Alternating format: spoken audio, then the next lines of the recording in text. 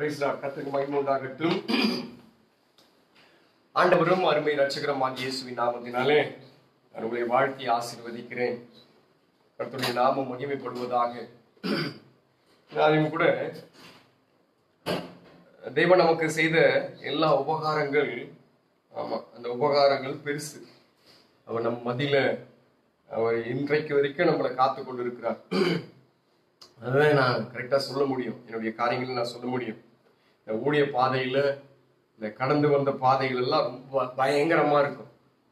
எத்தனையோ பொல்லாப்பு, எத்தனையோ எதிர்ப்பு, இப்படிப்பட்ட சூழ்நிலைகள்லாம் வந்துடும். எனக்கு இப்படி யாருமே உதவி செய்ய முடியாத சூழ்நிலை வந்துடும். உதவி செய்யறதுக்கு பசங்க இருக்காங்க. எனக்கு இது உதவி செய்ததுனாலதான் பிள்ளைங்களாம் எனக்கு இந்த 12-13 வருஷம் ஊழியத்தை நான் சக்சஸா அல்லது நல்லா இது வரைக்கும் ஓடினேன் அப்படின்னு சொல்லும் போது எனக்கு பிள்ளைங்களாம் அநேக காரியத்துல உதவி செய்யறாங்க. இப்படி சூழ்நிலை வந்துடும், உதவி பண்ண முடியாத சூழ்நிலை வந்துடும்.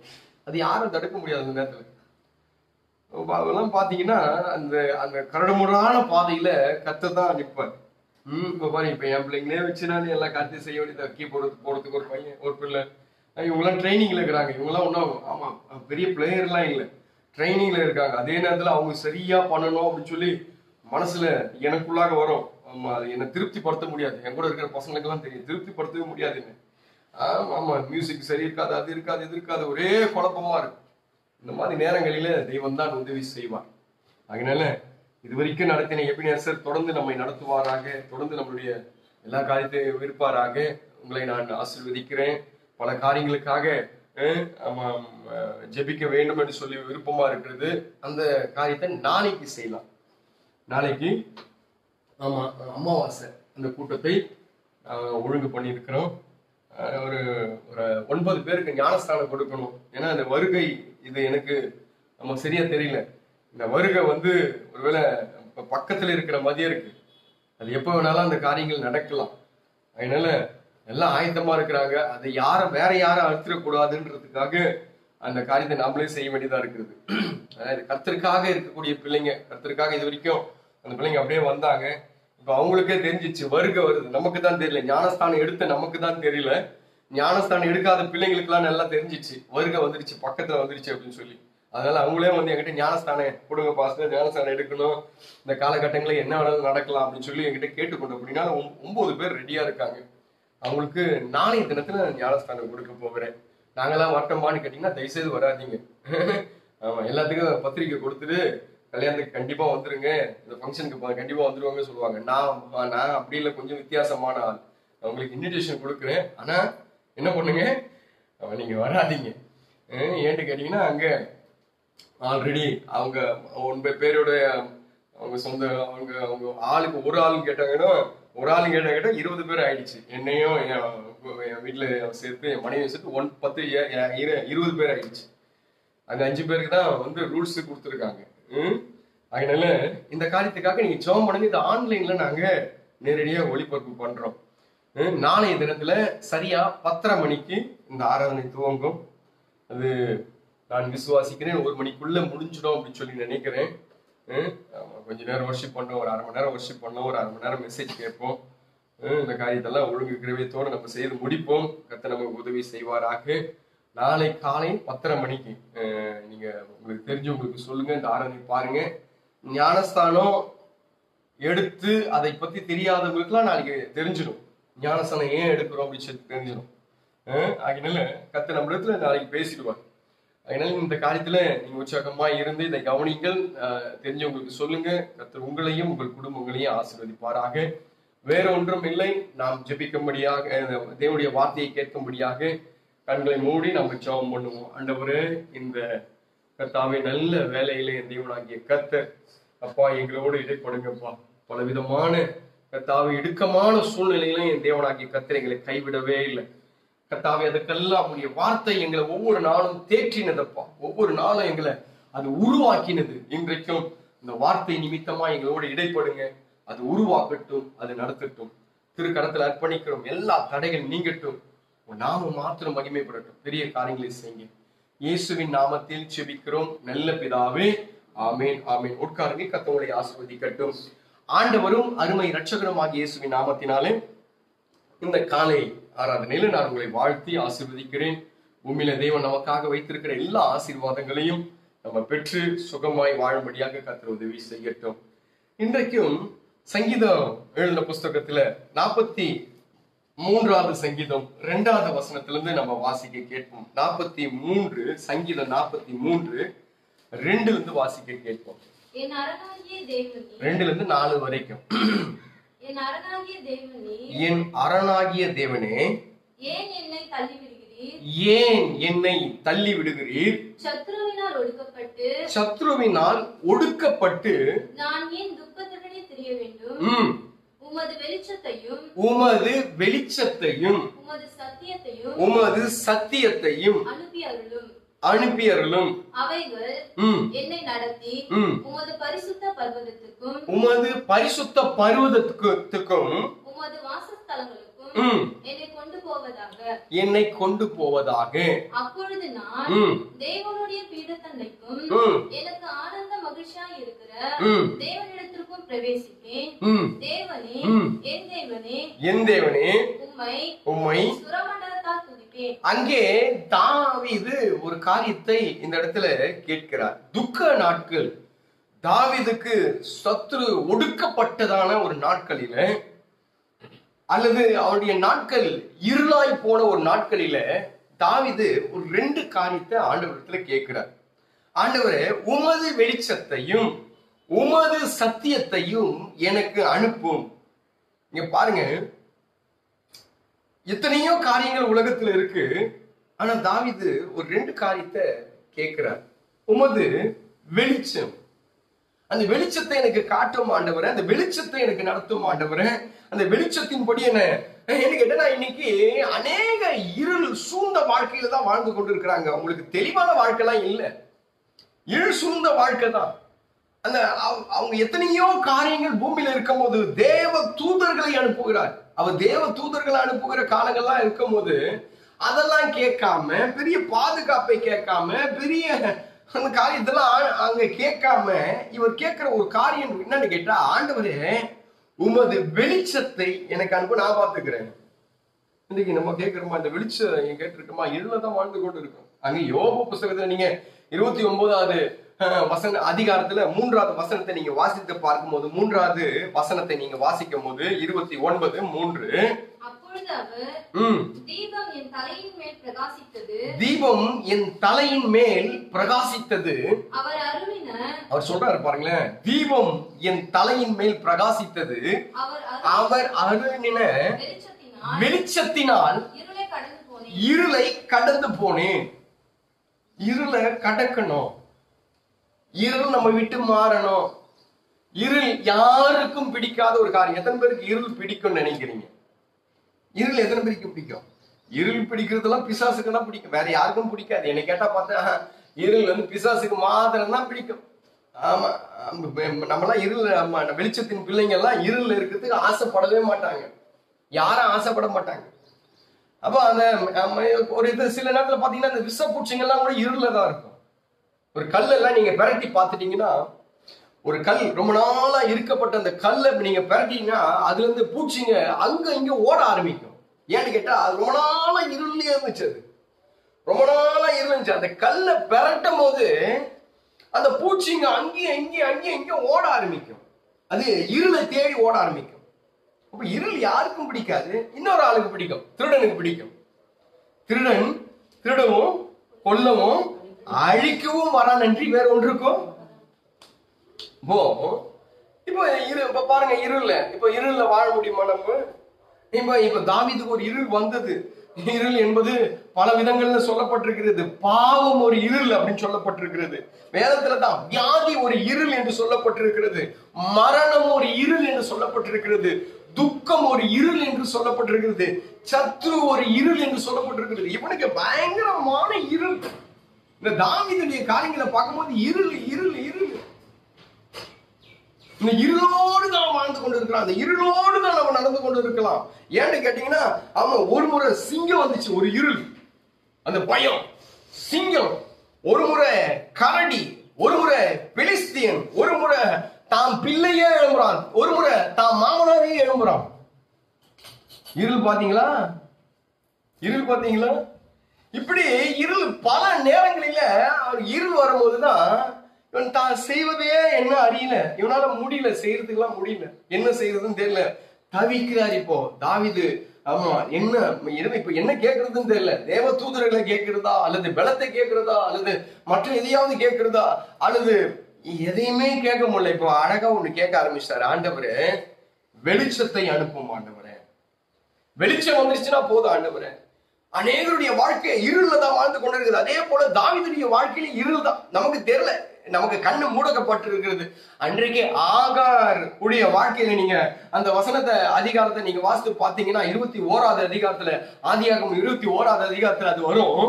அங்கே ஆமா வனாந்தரத்துக்கு போயிட்டாங்க. இப்ப 2 பேரும் சாக போறாங்க, பிள்ளை சாக போகுது, அதே நேரத்துல எவ்வளவு சாக போறான். அந்த நேரத்துல நடந்த சூழ்நிலை தெரியுங்களா? ஆமா எஜமாட்டி கை விட்டாச்சு, ஆமா கட்டி அந்த புருஷன் கை விட்டுட்டாச்சு, அதுக்கப்புறம் கையில இருந்ததா கொஞ்சம் தண்ணி கை விட்டுருச்சு, அதுக்கப்புறம் கொஞ்சம் கையில இருந்தது அப்பவும் கை விட்டுருச்சு, எல்லாம் கை விட்டுருச்சு, தேசம் முதல்ல கொண்டு எல்லாமே கை விட்டாச்சு, எல்லாம் கை விட்டுருச்சு. உட்காந்து ஓட அழ ஆரம்பிச்சிட்டார். அநேக நேரங்களில உட்கார்ந்து அழுவோம், அநேக நேரங்களில அதே இருளை தேடிதான் மத்தவங்க கிட்ட போவோம். எனக்கு ஹெல்ப் பண்ணுங்க, எனக்கு உதவி செய்யுங்க, எனக்கு பண்ணுங்க, இது பண்ணுங்க, அது பண்ணுங்கன்னு சொல்லி அந்த காலத்துல தான் போவோமே தவிர நாம தேட வேண்டிய காலத்தை தேடுறதே இல்லை. நம்ம யாரை பார்க்கணும், யாரை போய் நம்ம அந்த நேரத்துல யாரை சந்திக்கணும், அதை சந்திக்கிறதே இல்லை, அவங்களெல்லாம் நம்ம பார்க்கறதே இல்லை. அருமையான தேவனுடைய பிள்ளைகளை, நடந்த காரியம் என்ன தெரியுங்களா? ஆண்டவர் பெரிய காரியத்தெல்லாம் அந்த இடத்துல ஒண்ணுமே பண்ணல. அநேக நேரங்களில நாம் அதைதான் பண்றோம். என்னென்னவோ பெரிய பெரிய கற்பனை எல்லாம் பண்ணிடுவோம். இப்படி ஆண்டவர் இப்படி பண்ணணும், அப்படி பண்ணணும், ஆண்டவர் வரணும், ஆமா அதை நிக்கணும், பெரிய மிராக்கள் நடக்கணும், பெரிய அதை நினைக்கணும். ஆண்டவர் சிம்பிளா அந்த காரியத்தை செஞ்சுட்டு போயிடுவார், சிம்பிளா பண்ணிட்டு போயிடுவார், பெருசா ஒண்ணும் இல்லை. அங்க என்ன பண்ணாரு? 19வது வசனம் சொல்லுது, 19வது வசனம், ஒன்னும் பண்ணல ஆண்டவர், நேரா வந்து ஆகாருடைய கண்ணை திறந்தார். முடிஞ்சிச்சு, க்ளோஸ், சாப்டரே முடிஞ்சிச்சு, சாப்டரே முடிஞ்சிச்சு. தண்ணி இல்ல, வனாந்திரம், பிள்ளை அழுது, இவ அழுகுறாங்க, சாக போறாங்க, தண்ணி கைவிடுச்சு, அப்பம் கைவிடுச்சு, ஆபிரகாம் கைவிட்டாரு, சாரால் கைவிட்டாங்க, தேசம் கைவிட்டுச்சு, எல்லாம் என்னவோ பயங்கர பிரச்சனை தலைமையில வந்துச்சு. அங்கே ஆண்டவர் சிம்பிளா ஒரு காரியத்தை செஞ்சார், கண்ணை திறந்தார், கண்ணை திறந்தார். இந்த கண்ணை திறந்த உடனே அங்க வாசி முடியுங்க. அவள் ஒரு தண்ணீர் துறவை கண்டால். இப்போ மறுபடியும் எல்லாம் ரிலீஃப் அப்படி நடந்துனே இருந்துச்சு. தண்ணி திறவை பார்த்தா, தண்ணி எடுத்து தானம் குடிச்சா, பிள்ளைக்கு கொடுத்தா, அதுக்கப்புறம் ஆண்டவர் பேசினாரு, அதுக்கப்புறம் நடக்க வேண்டிய காரியங்களை அழகா சூப்பரா நடத்திக்கிட்டே போன. பல நேரங்களில நாம கண்ணை மூடி, என்னமோ சொல்லுவாங்க இல்ல, பூனை கண்ணை மூடிச்சுன்னா அதுக்கு ஒரு நினைப்பு வந்துடுமோ. பூனை கண்ணை முடிஞ்சுன்னா என்ன நினைப்பு வருமா? உலகமே இருண்டு போச்சு, உலகமே, ஆமா உலகமே ஃபுல்லா நைட் ஆயிடுச்சு, பூனை அப்படி ஒரு நினைப்பு வருமா பூனை. இப்ப நம்ம அநேக நேரங்களில் அப்படித்தான் இருக்கிறோம், கண் அடைக்கப்பட்டவராக இன்றைக்கு இருளை வாழ்ந்து கொண்டிருக்கிறோம், இருளோடுதான் இன்றைக்கு இருக்கிறோம். ஆகிய அந்த இருளை கொண்டு வந்து போறது பல பேருக்கு அதுதான் தெய்வத்தை பார்க்க கூடாதபடிக்கு கமிட்மெண்ட் எல்லாம் வைப்பான் பிசாஸ். இன்னைக்கு எந்த காலத்துக்கு போ, அந்த காலத்துக்கு போ. ஏன் சபை மூடிச்சு யோசித்து பாத்தீங்களா?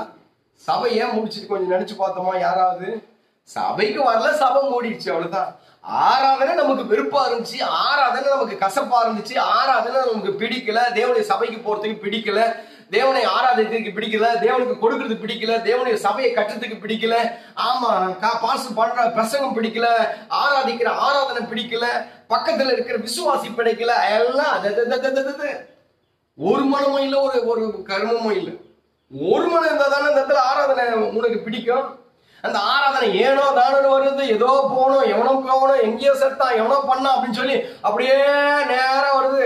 அழகா அப்படி போவோம், 8:45 வந்து அப்படியே தலையை சீவி முகத்தெல்லாம் தொடச்சி நம்ம பொண்ணு கொடுக்குற மாதிரி, பொண்ணு எடுக்கிற மாதிரி அப்படியே வந்து அதுக்கப்புறம் அப்படியே தொடச்சிட்டு அதுக்கப்புறம் அப்படியே போய் உட்காந்து அப்படியே அதுக்கப்புறம் ஒரு மெசேஜ் வரும், அந்த மெசேஜ் எடுத்து பார்த்துட்டு உன்னெல்லாம் கொண்டு ஆண்டவர் சொல்றேன், உன்னெல்லாம் உயிரோட நீ இருக்கிறதால நான் ஆராதிக்க முடியல. உன்னெல்லாம் ஆண்டவர் இந்த கொரோனாக்குள்ள முடிச்சுட்டு கரெக்டா ஒழுங்கா ஆராதிக்கிறவனை மாத்திரம் உயிரோட வச்சு சபைக்கு கொண்டு வரணும். இதெல்லாம் உனக்கெல்லாம் போய் முடிச்சிடணும். கர்த்தரை ஆராதிக்க முடியலன்னா நீ எல்லாம் இன்னத்துக்கு உயிரோட வாழ்றன்னு கேட்கிறேன். கர்த்தருக்கு முதல் இடத்தை கொடுக்கணும்னா அவர் கொடுக்குற ஆசீர்வாதம் தேவை, அவர் கொடுக்குற பிள்ளைங்க தேவை, அவர் கொடுக்குற சுகம் தேவை, அவர் கொடுக்குற சொத்து தேவை, அவர் கொடுக்குற பாதுகாப்பு தேவை, அவர் கொடுக்குற எல்லாம் தேவை. ஆனா கர்த்தரை ஆராதிக்க முடியல. நீ அப்படிப்பட்ட உனக்கு ஜீவன் இருந்து என்ன பிரயோஜனம், இல்லாம என்ன பிரயோஜனம்னு கேட்கிறேன். அருமையான தேவனுடைய பிள்ளைகளை, இப்போ அவன் கொண்டு வந்து போடுகிற காரியங்கள் இருள் பாருங்க. கமிட்மெண்ட், சொந்தம். நான் வேலைக்கு அன்னைக்குதான் வேலை வச்சாங்க, அன்னைக்கே உன் கதை முடிஞ்சிருந்தா நல்லா இருக்கும். வேலை வச்ச அன்னைக்கு சபையை விட்டுட்டு வேலைக்கு போன பாரு, அன்னைக்கே உன் கதை முடிஞ்சிருந்தா நல்லா இருந்திருக்கும். சொந்தக்கார வீட்டுக்கு போன பாரு, சொந்தக்காரனோட யோபு வீட்டுல இடிஞ்சு கீழே வந்துச்சு பாரு, அந்த மாதிரி இடிஞ்சு கீழே வந்து சொந்தக்காரனோட நீயும் போயிருந்தா கரெக்டா இருந்திருக்கும். கர்த்தருடைய ஆலயத்தை விட்டுட்டு, தேவனுடைய சபையை விட்டுட்டு, தேவனுடைய ஆராதனையை விட்டுட்டு உனக்கு போறதுக்கு எப்படி மனசு துணிகரம் வந்தது? அதனால சபையை மூடினாரு. அன்னைக்குதான் வேலை இருந்துச்சு, அன்னைக்குதான் துணி துவைக்கணும், அன்னைக்குதான் கடை வாங்க போகணும், அன்னைக்குதான் கர்மாந்தத்துக்கு போகணும், அன்னைக்குதான். சபையை மூடுறதுக்கு காரணம் அதுதான். தெய்வத்தை உண்மையாய் ஆராதிக்க முடியல. ஆவியோடும் உண்மையோடும் முழு மனதோடும் தெய்வத்தை ஆராதிக்கிற நினைப்பு உனக்கு வரல. ஏதோ என்னமோ ஏழை வீட்டுக்கு போற மாதிரி காலையில என்னமோ உன்னை பெருசா சொத்து சொகத்துல அழிஞ்சு உன்னை அப்படியே ஒண்ணும் இல்லாத உருவின் விட்ட மாதிரி அப்படியே காலையில எழுந்து அப்படியே லேசியா பல்ல தேய்ச்சி அதுக்கப்புறம் குளிச்சு அதுக்கப்புறம் துணி அயன் பண்ணி ஆராதனை முடிச்சுட்டு மெசேஜுக்கு போயிட்டாரு பாஸ். இன்னும் கருமம் இன்னும் வந்து பாடி வந்து சேரல வண்டி சபைக்கு. அது பாடி பொட்டிதான் வேற இருந்தது. அதெல்லாம் இன்னும் பேசுவேன், இன்னும் பேச. அப்போ அந்த அந்த ஆராதனைக்கு மனசு இல்லை, சபை மூடப்பட்டது. இருள், அதுதான் இருள் நம்முடைய வாழ்க்கையில. நம்முடைய வாழ்க்கையில இருளான காரியத்துக்கு என்ன இருள்? இதுதான் இருள், வேற எதுவும் இல்லை. இதை கொண்டு வந்து போடுறோம். அந்த காலத்தில் லோகாதிபதி கொண்டு வந்து போட்டான். பாத்தீங்களா எப்படி கொண்டு வந்து போட்டாங்க? 2 கொரிந்தியர் புஸ்தகத்துல 4வது அதிகாரத்துல 4வது வசனத்தை நீங்க வாசித்து பாருங்க. அங்க ஒரு இருளை கொண்டு வந்து எப்படி கொண்டு வந்து போடுறான் பாருங்க. எடுத்து அந்த வசனத்தை வாசிப்போம். 4:4 2 கொரிந்தியர் 4:4. தேவனுடைய சுவிசேஷத்தின் ஒளி அவிசுவாசியாகிய அவர்களுக்கு பிரகாசமாய் இராதபடிக்கு இப்பிரபஞ்சத்தின் தேவனாகப்பட்டவன் மனது கண்ணை குருடாக்கிட்டான். இப்ப மனசுல ஒரு கண்ணு இருக்குது, அந்த மனசு கண்ணை குருடாக்கிட்டான். அதுக்காக தான் சொந்தக்கார பெருசா தெரிஞ்சு அவங்களுக்கு, அதுக்காக தான் சொந்தக்கார பெருசா, அதுக்காக தான் வேலை உனக்கு பெருசா தெரிஞ்சிச்சு, அதுக்காக தான் எவனையும் பார்க்க போகிற. ஆமா, இதெல்லாம் சபையில நடக்கும், இந்த காரியம் தான் சபையில நடக்கும். ஒரு நாளைக்கு சபையை விட்டுட்டு நீ பைக்ல போகும்போது நீயும் அவனும் சேர்ந்து சாக போறீங்க. நான் சொல்றேன், ஊழியக்காரன் சொல்றேன், சேர்ந்து சாக போறீங்க. உதப்பாரு ஆண்டவர், இந்த காரியத்தெல்லாம் ஆண்டவர் பார்த்துனே இருப்பாரு. எங்க செக் வைக்கும் பாரு, கரெக்டா வைப்பாரு செக். ஜாக்கிரதை. சபையை ஏமாத்திட்டு, ஊழியக்காரனை ஏமாத்திட்டு, அம்மா அப்பா ஏமாத்திட்டு நான் சபைக்கு போறேன், ஊழியத்துக்கு போறேன், அங்க இங்க போறேன் அப்படின்னு சொல்லி எதையாவது சொல்லிட்டு எவனாவது எங்கேயாவது ஊரு சுத்த போனீங்க, அங்கேயே 2 பேரும் அங்கேயே போனமாவீங்க ஒரு நாளைக்கு. அருமையான தேவனுடைய பிள்ளைங்க, மனசை குருடாக்கிட்டான். பணத்தை காட்டி காட்டி, சொந்த பந்தத்தை காட்டி காட்டி, நம்முடைய உறவுகளை காட்டி, மற்ற காரியங்களை காட்டி, மற்ற வேலைகளை காட்டி மனசை குருடாக்கிட்டான். அவன் வெளிச்சமே தெரியல, வெளிச்சமே இல்லை, நம்ம வாழ்க்கையில பிரகாசமே இல்லை. பாருங்க, கிறிஸ்துவ வாழ்க்கையில தான் நடக்குது. கிறிஸ்துவ வாழ்க்கையில இந்த கூத்தல கிறிஸ்துவ வாழ்க்கையில நடக்குது. அவன் வெளிச்சமாவே இல்லை, அவன் பிரகாசமா இருக்க வேண்டிய ஆளு. அவனை பார்க்கும்போது இயேசுவை பிரதிபலிக்கணும், இயேசுவை காட்டணும், அவன் இயேசு வெளிப்படுத்தணும். அவன் இல்லவே இல்லை. இவன் தான் பைபிளை மறைக்கிறானே பரதேசி. பைபிள் அப்படியே மாற்றி, ஏன் பைபிளை பப்ளிக்கா தூக்கி வந்தா கெட்டா போயிடுவேன். பைபிளை அவன் துப்புரவு தொழிலாளர்கள் பாருங்க, தொடப்பத்தை எடுத்துன்னு போறாங்க, பக்கெட் எடுத்துன்னு போறாங்க, குப்பால் எடுத்துக்கலாம் அதை எடுத்துன்னு போறாங்க. இந்த பரிசுத்த வேதாகமத்தை சுமக்கத்துக்கு உன்னால முடியல. உன் கை இருந்தானா இல்லைன்னா, பரிசுத்த வேதாகமத்தை சுமக்காத கை தேவையில்லை, ஆண்டவர் தடித்து போட்டுட்டாங்க. நீ எல்லாம் ஏன் கிறிஸ்தவன் சொல்றேன்னு கேட்கிறேன். அதுக்கு 1000 அடிப்பு பொன்னாடி எடுத்து வந்து கொடுப்பா. உள்ளுப்பா இவரு பெரிய மன்னார், இவரு பெரிய அம்பானி வீட்டு புள்ள அப்படி நேரம் வருவாரு, தலை சீவாரு, எல்லாம் வருவாரு, மேல அப்படி உட்கார பொன்னாடி எடுத்து பைபிளை கையில கொடுக்கணும். இதெல்லாம் இன்னையோட விட்டுருங்க, எல்லாம் லாக்டவுனோட முடிட்டோம் இந்த காரியம் எல்லாம். சபைக்கு வரும்போது ஒழுங்கும் கிரையும் இல்லாம ஆண்டவர் இதுக்கப்புறம் எல்லாம் வேற மாதிரி ட்ரீட் பண்ணுவாரு. ஆமா, நீ தான் வேற மாதிரி இல்ல, அவரு உன்னோட வேற மாதிரி, அவரு வேற மாதிரி ட்ரீட் பண்ணுவாரு. ஜாக்கிரதை. இருள் சூழ்ந்து கொண்டது. அவர் எல்லாத்தையும் கேட்கல. ஆண்டவர் இதை கொடுங்க அதை கொடுங்க. இன்றைக்கு விசுவாசி கேட்கறான் பாருங்க, அடடா எதுக்குடா அதுன்னு கேட்கறான். ஒரு தம்பி கிட்ட கேட்கறேன், ஏற்கனவே ஒரு நல்ல ஒரு காரை வச்சிருக்கான். தம்பி என்ன வேணும் உங்களுக்கு எல்லாம், ஆளுக்கு என்னென்ன வேணும்னு சொல்லி ஜெபம் பண்ணுங்கடா, எனக்கு BMW கார் வேணும் அப்படின்னு கேட்கறான். இருக்கிற கார் என்ன ஆகும்? BMW கார் எனக்கு வேணும்னு கேட்கறான். கேட்க வேண்டியது நிறைய இருக்கு. மக்களுக்கு என்ன கேட்கறது இல்லை, எல்லாத்தையும் கேட்டு எல்லாத்தையும் வாங்கி வச்சுக்கிறான். கடைசி அதுவே உங்களுக்கு சத்துருவா மாறும். கர்த்தர் விருப்பப்படாத ஒரு பொருள் உங்க வீட்டுல இருந்துச்சுன்னா அதுவே உன்னை ஒரு நாளைக்கு, ஆமா, அந்த நகையை குறிச்சும் பணத்தை குறிச்சும் சொல்றா, கடைசி நாட்கள்ல அது நம்மை குத்தமா, அது அரிக்கும். ஒரு நாள்ல கடைசி நாட்கள்ல எது கேட்கணும்னு சொல்லி தெரியல, எது நமக்கு வேண்டும் என்று சொல்லி தெரியல. ஆமா, வேண்டியது கேட்கல. நம்ம சாலமோன் கிட்ட பார்த்து ஆண்டவர் கேட்டாரு, உனக்கு வேண்டியது என் இடத்துல கேளு அப்படின்னு சொல்லும் போது சாலமோன் அழகா சிம்பிளா சூப்பரா ஒண்ணு கேட்டாரு.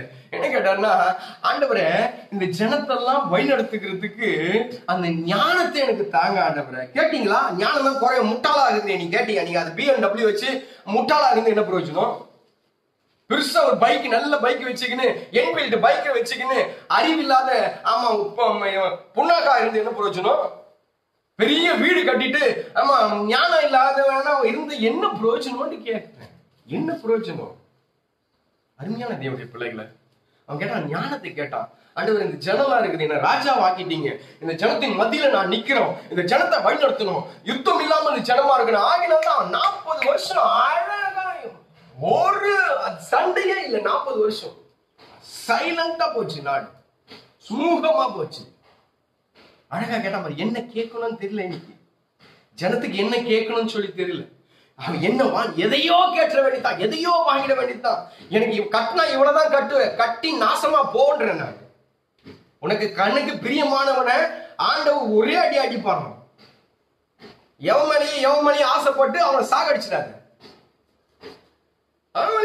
ஆசைப்பட்டு சாகடிச்சிட்டாங்க. கண்ணுக்கு பிரியமானவனே ஆண்டவர் சொல்ற ஒரே அடி அடிப்பேன். நீ என்னத்தை கேட்கிற? கால கட்டங்கள் நேரங்கள் வரும்போது அந்த உன்னை பெத்தவங்க சரியான நேரங்கள் இல்லாததான் செய்து முடிப்பாங்க. உன் குடும்பத்துக்கு தேவையான, உன் வாழ்க்கைக்கு தேவையான துணையை கரெக்டா செய்து முடிப்பாங்க. உனக்கு இன்னது தேவைன்னு சொல்லி பரமபிதா இருந்திருக்கிறார், அந்தந்த நேரத்தில் அது கொடுப்பாரு. என்ன கேட்கிறோன்றது முடிவு பண்ணு. என்ன கேட்கணும்? எனக்கு இது வேணும், அது வேணும், அது வேணும், சம்பந்தம் இல்லாதெல்லாம் வீட்டுல வாங்கி ஒரு குப்பை தொட்டி மாதிரி. பிச்சைக்காரன் தலையில பாத்தீங்கன்னா, அந்த பைத்தியக்காரன் தலையில பாத்தீங்கன்னா, புத்தி சுவாதிங்களாத அவன் தலையில பாத்தீங்கன்னா எல்லாம் இருக்கும். தலைமையில ஒரு மூட்டை இருக்கும், கிழிஞ்சு போன துணி இருக்கும், அதுல பிளாஸ்டிக் கவர் இருக்கும், அதுல பாட்டில் இருக்கும், அதுல ஆமா என்னென்னவோ நம்ம எதிர்பார்க்காததெல்லாம் இருக்கும். 1960 இருக்கிறதுலாம் இருக்கும் அவன் தலையில. அதே போலதான் இன்னைக்கு என்ன கேட்கணும்னு தெரியல, என்ன பண்ணணும், எந்தெந்த நேரத்துக்கு என்னென்ன கேட்கணும்னு சொல்லல. ஒரே ஜெபம். பரிசுத்தமுள்ள நல்ல பிதாவே, ஆண்டவர் இயேசுவின் நாமத்தாலே நாளுக்காக ஸ்தோத்திரம். இந்த நாளை எங்களுக்கு ஆசீர்வதித்து தோன்றோம். நாளைக்கு நல்லா இருக்கட்டும், கதையை முடிச்சிடறோம். இன்னைக்கோட ஜபத்தை மாத்துறீங்களா? ஒரே அந்நிய பாஷை, ஒரே ஜபம். ஆவிக்குரிய பிள்ளைங்க, அருமையான தேவனுடைய பிள்ளைகளை, இன்றைக்கு கேட்க வேண்டிய காரியங்கள். தாவீதுடைய வாழ்க்கையில அவர் கேட்டார், அழகா ஒரு வார்த்தையை கேட்டார். ஆண்டவருடைய பிரச்சனை அந்த மறுபடியும் அந்த வசனத்தை வாசிங்க. 43:2-4 வரைக்கும் அந்த வசனத்தை வாசிங்க. 43 இருந்து வாசி, 3வது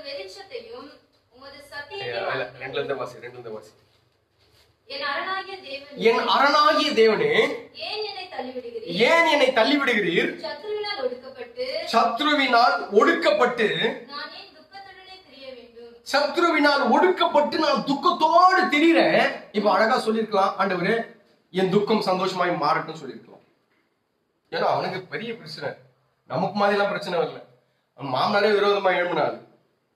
மாமனாரே சில பேர்ல தான் குடும்பத்திலேயே இருக்கிறவன் நல்லா இருக்க கூடாதுன்னு நினைப்பான், இவன் நல்லா இருக்க கூடாதுன்னு நினைப்பான். இது பல பேர் குடும்பத்துல இன்னைக்கு நடக்குது. இது இந்த கருமெல்லாம் இப்பதான் நாங்க பாக்குறோம். அந்த நாளத்துல எல்லாம் அப்படி எல்லாம் இல்லை. நான் செத்தாலும் என் அண்ணன் தம்பிக்கு நல்லா இருக்கணும்னு சொல்லி நினைப்போம். நான் செத்தாலும் என் குடும்பம் நல்லா இருக்கணும்னு நினைப்போம். என் அக்கா தங்கச்சினா நல்லா இருக்கணும்னு சொல்லி நினைப்போம். இன்னைக்கு அப்படி இல்லை. ஆமா, எவன் செத்தானா நான் நல்லா இருக்கணும், ஐயோ ஒரு சுயநலமான ஒரு, ஆமா. அதனாலதான் கடைசி நாட்களில அன்பு தனித்து போகும்னு சொல்லி ஒரு காரியம் வந்துருச்சு. அன்பு தனித்து போகும். எவங்கிட்டயும் அன்பு இருக்காது, உண்மையான பியூர் லவ் இருக்காது, உண்மையான அன்பு இருக்காது. சும்மா அது ஆக்டிங் எல்லாம் கொடுக்கும், அது சும்மா அப்படியே ஆமா நேசிக்கிற மாதிரி அப்படி காட்டும், அது ஃபுல்லா அதெல்லாம் இருக்காது. அது கண்டுபிடிக்கும் போது தான் தெரியும். சரி, இப்ப நான் சொல்ல வருகிற காரியங்கள் என்ன கேட்டீங்கன்னா, இந்த தாவீது கேட்கும் போது துக்கம் எல்லாம் பெருகிச்சு, அவருக்கு பெருகிச்சு. அவரு கேட்கும் போது அழகா கேட்டாரு, எனக்கு இது கேட்கணும், இது வேணும், பாதுகாப்பு வேணும், அப்படி வேணும் இப்படின்னு கேட்டு அழகா போயிருக்கலாம். அவர் கேட்கும் போது வேறதை கேட்டாரு. மாமனாரு எழும்பினாரு, தாம் பிள்ளையே பெத்த பிள்ளையே எழும்புனா, சிங்கம் வந்துச்சு, கரடி வந்துச்சு, பெலிஸ்தீர் வந்தாங்க, எல்லாம் ஒரு குரூப்போட வந்து தாக்குது. அப்படியே வந்து தாக்க, ஒரு படம் பெருசா வந்து தாக்க, ஒவ்வொரு முறை தாக்கும் போதும் வேதனை படுகிறார். அது வேதனை படும் போது அழகா கேட்கிறார், இப்போ ஆண்டவரு வெளிச்சம் வரட்டும். ஏன்னா இந்த இருள் என்னை சூழ்ந்து கொண்டதுனால அநேகருடைய வாழ்க்கையில இருள். கொலேசியர் 1ஆம் அதிகாரத்துல 13ஆவது வசனம் சொல்லும் போது இப்படியாய் சொல்கிறது. வாசிங்க 13 வாசிங்க. நான் மெசேஜ்க்கு போறேன். இருளின் அதிகாரத்தில் நின்று விடுதலையாக்கி நம்மை விடுதலையாக்கி அன்பின் குமாரனுடைய ராஜ்யத்துக்கு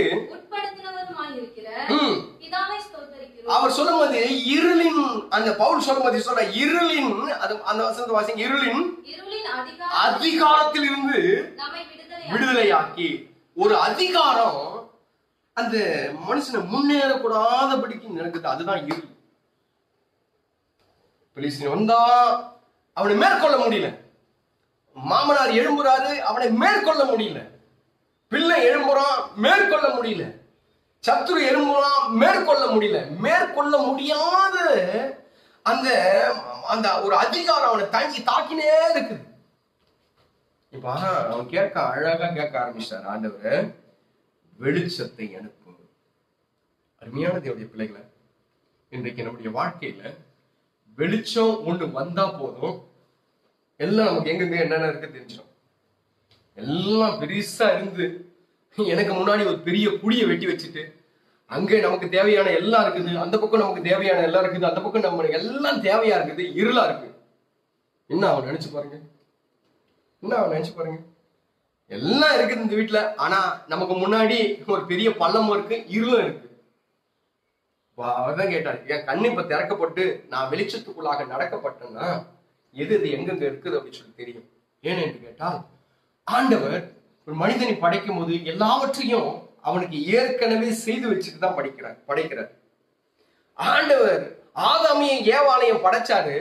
படைக்கிறதுக்கு முன்னாடி அவனுக்கு காத்து தேவை தெரியும், அவனுக்கு ஆகாயம் நல்ல பனி தேவை தெரியும், அவனுக்கு வெயில் தேவை தெரியும், அவனுக்கு மிருக ஜீவன்கள் தேவை, அவனுக்கு ஆகாரம் தேவை, அவனுக்கு எல்லாம் தேவை என்று சொல்லி தெரியும். தெரிஞ்ச பிறகு எல்லாத்தையும் படைச்சதுதான் மனுஷனை உண்டாக்கினார்.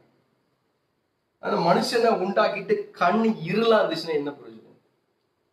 இன்றைக்கு நம்முடைய வாழ்க்கையில, பலருடைய வாழ்க்கையில இருள் இன்றைக்கு அகன்று போகிறது.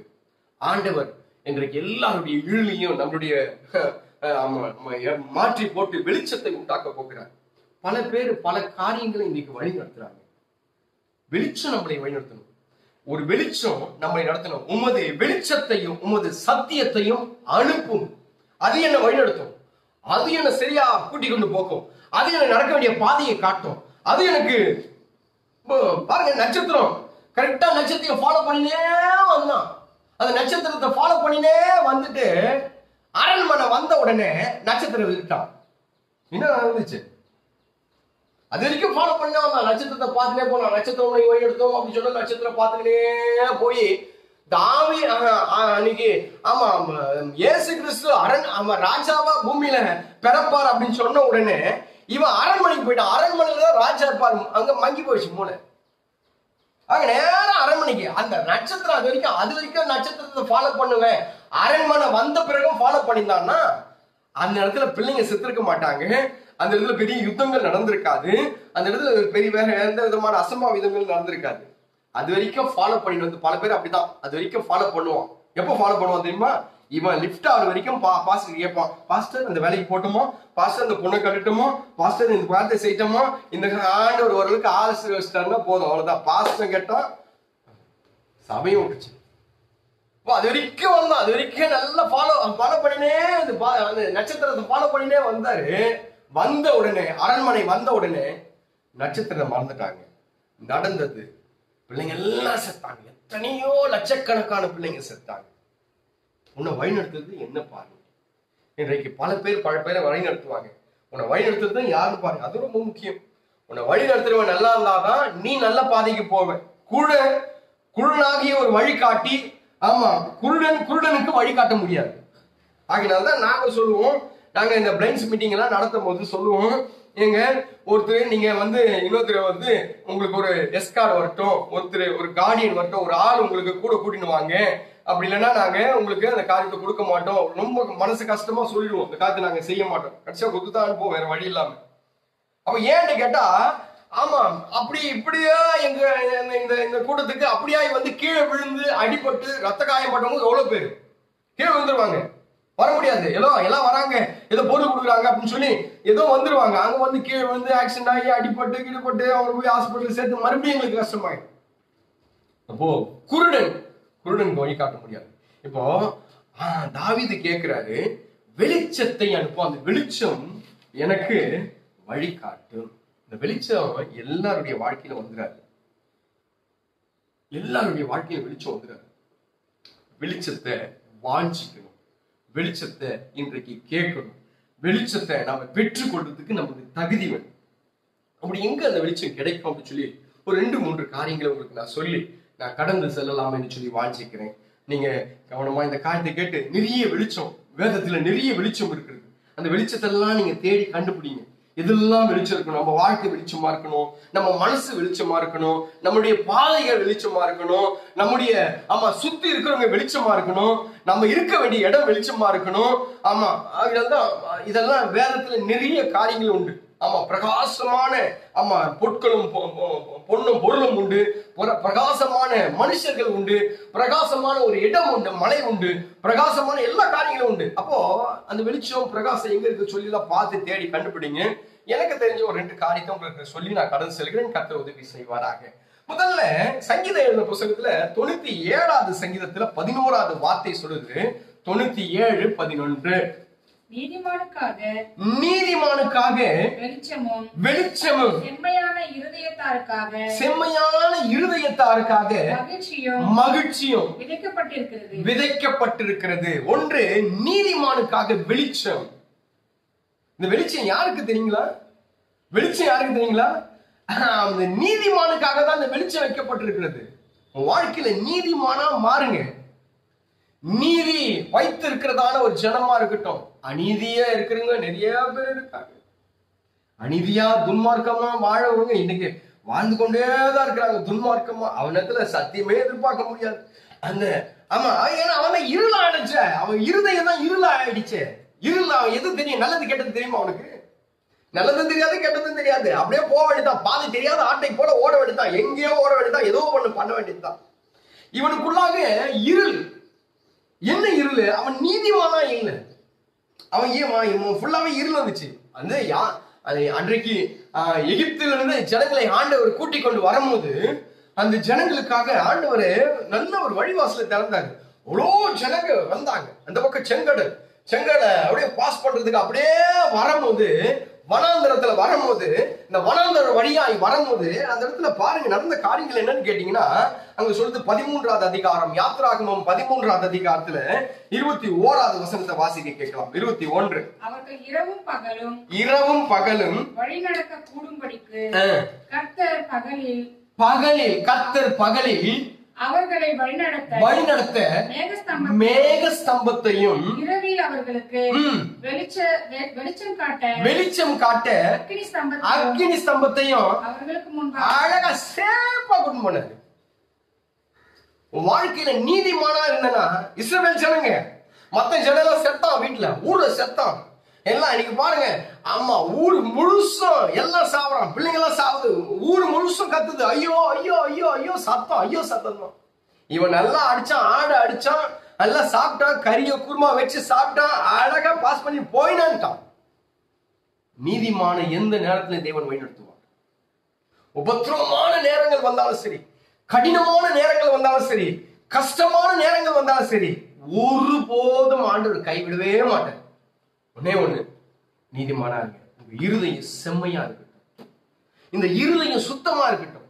இருதயத்தில் சுத்தம் உள்ள மனுஷன் தான் பாக்கியவான். பாக்கியவான்னா கார் வச்சிருக்கிறோம் பாக்கியவான் இல்ல. ஆமா, பெருசா பைக் வச்சிருக்கிறோம், பெருசா பணம் பேங்க் பேலன்ஸ் வச்சிருக்கிறோம், நகை நட்டு வச்சிருக்கா நீதிமானா இல்ல. அவன் படுத்தா தூக்கம் வர மாட்டேன் அவனுக்கு. தெரியுமா உங்களுக்கு? தூக்கத்துக்காக போய் ஆமா அங்கங்க 5 ஸ்டார் ஹோட்டல்ல, எதுக்கு 5 ஸ்டார் ஹோட்டலுக்கு போறான்னு சாப்பிடறதுக்கா இல்ல, விதவிதமா சாப்பாடு வீட்டுல இருக்குது. அவன் பாட்டு குடிச்சு வெறிச்சு எப்படி வந்து படுப்பான். அது கொஞ்ச நேரம் தான் அவனுக்கு நிம்மதியை கொடுக்கும். கொஞ்ச நேரம் தான் நிம்மதியை கொடுக்கும். ஆண்டவர் அழகா உன்னை வழிநடத்துவாரு. நீ நீதிமானா இருந்து பாருங்க, உங்க ஆமா கர்த்தர் செம்மையான இருதயத்தோடு இருந்து பாருங்க, அழகா உன்னை வழி நடத்துவாரு. மேக ஸ்தம்பம், அக்னி ஸ்தம்பம் அழகா உன்னை வழி நடத்தும். உனக்கு ஒரு டிஸ்டர்பன்ஸ் வராது, ஒரு டிஸ்டர்பன்ஸ் வராது. அதுதான் அந்த வெளிச்சம் உண்டாகும், பாதையை காட்டும். அந்த பாதையை சரியான விதத்துல உனக்கு தேவன் காட்டுவார். நீதிமானா இருந்தா போதும். நீதி வெளிச்சமா இருக்கட்டும், பட்டம் பகல் வெளிச்சத்தை போல நீதி இருக்கட்டும், எங்கேயும் நீதி இருக்கட்டும். உடைய காரியங்கள் எல்லாம், ஏன்னா அவரு துன்மார்க்கம் துணை போகிற தேவன் எல்லாம் இல்லை. நீ அது அங்க போய் ஆமா ஒரு பாட்டில சாராயத்தையும் 2 சுருட்டையும் வச்சா அது காமிச்சு அது மத்தவங்களுக்கு செய்வேன் எல்லாம் செஞ்சிடும். கத்துக்கிட்டு அதெல்லாம் நடக்காது. தேவன் அப்படிலாம் இல்லை. அவருக்கு கெட்டது செய்ய தெரியாது. என் தேவனாகிய இயேசு கர்த்தருக்கு கெட்டது செய்ய தெரியாது. நீதிமானா இருந்தா உன்னை அழகா ஆசீர்வதிப்பாரு. ஆமா, நீ கொள்ள அடிச்சுன்னு போய் ஆமா நீ கர்த்தருடைய சபையில எத்தனை லட்சத்தை போனாலும் அது ஆமா அது தூக்கி குப்பையில தான் போடுவார் ஆண்டவர். சீ போ அப்படின்னு சொல்லுவாரு. வா வா வா வா அப்படின்னு சொல்ல மாட்டாரு. ஊழியக்காரன் தான் வா வான்னு கூப்பிடுவோம். ஊழியக்காரன் தான் நீ கொள்ள அடிச்சாலும் சரி, நீ ஆமா திருடினாலும் சரி, நீ என்னத்தை பண்ணாலும் சரி, வாங்க வாங்கன்னு உனக்கு மரியாதையை கொடுத்து உனக்கு ரெஸ்பெக்ட் கொடுத்து உனக்கு உயர்ந்த ஆமா ஸ்தானத்தை கொடுக்கிறவங்க ஊழியக்காரன் தான். கர்த்தர் கொடுக்க மாட்டாரு. நினைக்காத, கனவு கூட நினைக்காது, அது முடியவே முடியாது. கனவு கூட நினைக்காது, முடியாது. அப்போ நீதிமானுக்கு தான் ஆண்டவர் தன்னுடைய சிங்காசனத்தை கொடுப்பார், தன்னுடைய ஸ்தானத்தை கொடுப்பார், பிள்ளை என்கிற அங்கீகாரத்தை கொடுப்பார். நீதி உங்ககிட்ட இருக்கட்டும். நீதியோடு செயல்படுங்க. நீதியோடு இன்றைக்கு நடக்க பாருங்க. நீதி இன்றைக்கு உன்னை ஆமா அந்த வெளிச்சத்துக்குள்ளாக நடத்தும் என்பதுல சந்தேகம் இல்லை. ஆமா, பச்சைபாதம் பார்க்காதீங்க, உனக்கு தெரிஞ்சவன் அப்படின்னு சொல்லி பார்க்காதீங்க, உன் சொந்த பந்தம்னு சொல்லி பார்க்காதீங்க. உனக்கு வந்தா எப்படியோ அதே தான் மற்றவனுக்கும். உனக்கு எப்படி இருக்கிறதோ அதுதான் மற்றவனுக்கும். அந்த நீதி நம்ம இடத்துல செயல்படட்டும், கர்த்தர் நடத்தட்டும். அடுத்து அந்த நீதி எங்க கிடைக்கும் அப்படின்னு சொல்லி அந்த வெளிச்சம் எங்க கிடைக்கும் சொல்லி பார்க்கும்போது யாத்ராகம் புஸ்தகம் 35வது அதிகாரம் 14வது வசனம். யாத்ராகமும் 35:12. வெளிச்சம் கொடுக்கும் குத்து விளக்கையும் அதன் கருவிகளையும் அதன் அகல்களையும், வெளிச்சத்துக்கு எண்ணெயையும் தூபப்பீடத்தையும் அதன் தண்டுகளையும் அபிஷேக தைலத்தையும் சுகந்த தூபவர்க்கத்தையும் வாசஸ்தலத்தின் வாசலுக்கு தொங்கு இதெல்லாம் எதை குறிக்கிறது அப்படின்னு சொல்லி கேட்கும் போது ஆமா வெளிச்சத்துக்கு குத்து விளக்கு இது எதை குறிக்கிறது அப்படின்னு சொல்லி பார்க்கும் போது அந்த குத்து விளக்கு எதை குறிக்கிறது அப்படின்னு சொல்லி கேட்கும் போது சபையில தாங்க அந்த குத்து விளக்கு, அது சபையில தாங்க உனக்கு அந்த வெளிச்சம் கிடைக்கும். மத்த இடத்துல எல்லாம் வெளிச்சம் கிடைக்காது. மத்த விதத்துல பல காரியத்தை கத்துக் கொடுக்கறதுக்கு உனக்கு பல ஆட்கள் உண்டு, பல வித்தையை கத்துக் கொடுக்கறதுக்கு பல ஆட்கள் உண்டு. கெட்ட வழியை சொல்றதுக்கும் கெட்ட காரியத்தை சொல்லிக் கொடுக்கறதுக்கும் உனக்கு பல ஆட்கள் உண்டு. ஆனா நீதியையும் நியாயத்தையும் சத்தியத்தையும் உனக்கு தெளிவான ஒரு ஆமா போதகத்தையும் கொடுக்கறதுக்கு சபை தான் உண்டு. வேற எங்க ஏல நீ பெரிய அறிவாளியா இருக்கலாம், பெரிய திறமசாலியா இருக்கலாம், ரொம்ப படிச்சவனா இருக்கலாம், ஆமா நீ ஆமா டாக்டரா கூட இருக்கலாம், நீ கிரீன் இங்க்ல தான் கையெழுத்து போடலாம், பெரிய ஆளா கூட இருக்கலாம். நான் சொல்றேன், நீ சபையில வந்தாதான் உனக்கு அறிவே வரும். உன்னை நடக்க வேண்டிய பாதையில சரியான பாதையில நடத்தி கொடுக்கறதுக்கு சபை ரொம்ப முக்கியம். சபைதான் முக்கியம். அந்த சபையில தான் உன்னை தேவன் நடத்துவாரு. சபையில தான் நீ எத்தனையோ ஆகிதான் சபையில பாருங்களேன், சபை இல்ல, இப்ப சபையே இல்ல. ஏன்னா மங்கி போச்சு. உன்னை இருளான பாதையில நடத்தணும்னு சொல்லி முடிவு பண்ணிட்டான். இருளான பாதையில நடத்தணும்னு சொல்லி முடிவு பண்ணதுனால சபையெல்லாம் முடிஞ்சு போச்சு. எல்லாம் உன்னை என்னெல்லாம் பண்ண வச்சு ஆண்டவருக்கு உனக்கு எவ்வளவு பெரிய பிரிவினைகளை உண்டாக்கணுமோ அவளுக்கு பிரிவினை உண்டாக்கிடுச்சு. உனக்கு இப்ப வேலை இருக்கு, உனக்கு நிறைய சம்பாதனை இருக்கு, உனக்கு குடும்பம் இருக்கு, உனக்குள்ளாக எல்லாம் இருக்கு. ஆனா தெளிவான வெளிச்சம் இல்லை. எல்லாம் நான் முன்னாடி சொன்னது எல்லாம் இருந்து வெளிச்சம் இல்லை, நான் கீழே தான் வேணும். அருமையான தேவனுடைய பிள்ளைகளை, உன்னுடைய வாழ்க்கை வெளிச்சமாய் நான் சொன்ன தைரியமா சொல்ல முடியல. 20 வருஷத்துக்கு முன்னாடி ரசிக்கப்பட்டு 20 வருஷத்துக்கு முன்னாடி 20 வருஷமா நான் தேவனுடைய ஊழியத்தை செய்து கொண்டு இருக்கிறேன். என் வெளிச்சம் எப்பதான் அது வரைக்கும் இருள் தான் என் வாழ்க்கை. அது வரைக்கும் இருள் தான். இருள் சூழ்ந்த வாழ்க்கை, விருத்தி இருக்காது, சரியான ஆகாரம் இருக்காது, சரியான ஃப்ரெண்ட்ஷிப் இருக்காது, சரியான ஒரு மரியாதை இருக்காது, எனக்கு ஒரு இது இருக்காது. எங்கேயோ படுப்பேன். நான் தைரியமா சொல்ல முடியும். நான் பகிரங்கமாய் சொல்லுகிற ஆட்கள் இந்த காலத்துல நான் பூக்கடைக்கு விளம்பரம் தேவையில்லை. பல பேர் சொல்லுவாங்க இதெல்லாம் ஏன் சொல்றேன்னு சொல்லி. பல நாட்கள் சுடுகாட்டுல தூங்கி இருக்கிறேன். போன எரியும் தூங்குவேன். அப்படி போன எரியும் இருள். என் வாழ்க்கையில இருள் வேற ஒண்ணு இல்லை. மதிப்பானா? ஒருத்தனை மதிக்க மாட்டான். எப்படி மதிப்பான்? எப்படி? பல நாட்கள் ஒரு லாரியில ஏறி அப்படியே எங்க போறேன்னு தெரியாது, எந்த ஊருக்கு போறேன்னு தெரியாது. ட்ரெயின்ல ஏறினா கீழே 2 பேப்பரை விரிச்சு கீழே படுத்துவேன், சீட்டுக்கு கீழே படுப்பேன். எங்க போய் இறங்குது தெரியாது. எங்கேயோ போவேன், எங்கேயோ படுப்பேன், எங்கேயோ உறங்குவேன். சபைக்கு வந்தேன், எனக்கு கண்கள் திறக்கப்பட்டது, நான் வெளிச்சமானேன். நான் வெளிச்சமானதுனால எத்தனையோ பேருக்கு, கிட்டத்தட்ட 250 பேருக்கு ஞானஸ்தானம் கொடுக்கும்படியாக கிருபை பாராட்டினார். எத்தனை பேரை 250 பேரை இழுத்து அவனுக்கு ஞானஸ்தானத்தை கொடுத்து கர்த்தருடைய பிள்ளைகளாய் மாற்றி பல பேர்களை, கிட்டத்தட்ட 10 பேருக்கு மேலான ஜனங்களை நான் ஊழியக்காரனாய் மாத்தி இருக்கிறேன். 10 பேருக்கு மேலான ஜனங்களை ஊழியக்காரனாய் மாற்றி ஊழியத்துக்குள்ளாக வழிநடத்தி கொண்டிருக்கிறேன். என்னது? சுடுகாட்டுல படுத்து, எங்க ட்ரெயின்ல கீழே படுத்து, எங்கேயும் லாரியில படுத்து, பிளாட்ஃபார்ம்ல படுத்து, ஆகாரம் இல்லாம கிழிஞ்சு ஏதோ ஒரு சூழ்நிலை இருந்த என்ன வெளிச்சம் சபைக்குள்ள போனேன். ஒன்னும் இல்லை, ஃபுல்லா போதை. அந்த போதை தலைக்கு ஏறுகிற நேரத்துல சொன்னா அப்படி போய் உட்காரலாம். என்ன நண்பன் சொன்னா, ஃப்ரெண்டு சொன்னா, அவங்க போய் உட்காரலாம் வா அப்படின்னு சொல்லி அந்த இடத்துல போய் உட்கார்ந்த உடனே சபைக்குள்ள போன உடனே தான் என் இருள் மாறிச்சு.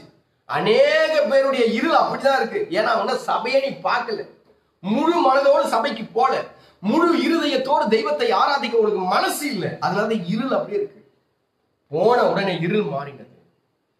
இருள் மாறிச்சுன்னா சும்மா இருக்காது. வெளிச்சம் வந்துச்சுன்னா அந்த இடத்துல சும்மா இருக்காது. வெளிச்சம் ஃபுல்லா எல்லா இருளையும் சாப்பிட்டுரும்.